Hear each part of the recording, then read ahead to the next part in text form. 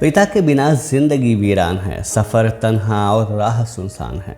वही मेरी ज़मीं और वही मेरा आसमान है, वही मेरा खुदा और वही मेरा भगवान है। बाप क्या शख्सियत होती है और बाप का साया ना हो तो ज़िंदगी कैसी वीरान हो जाती है, यही बात समझाती एक छोटी सी कहानी लेकर आया हूँ। एक गरीब आदमी था जो अपने बेटे को लेकर कहीं जा रहा था। रास्ते में उसे एक मेला दिखाई दिया।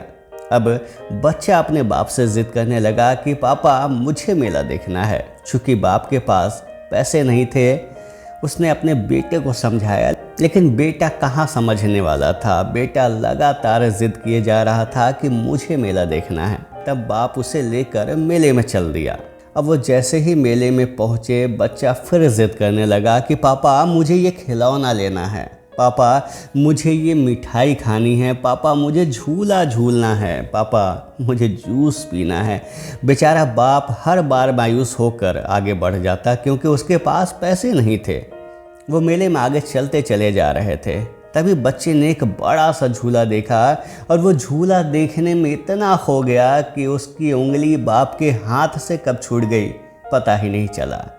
अब जब बच्चे ने पीछे मुड़कर देखा तो उसके पापा कहीं नज़र नहीं आ रहे थे। अब बच्चा रोने लगा। थोड़ी देर में लोगों की वहाँ भीड़ लग गई। लोगों ने पूछा कि बेटा क्यों रो रहे हो?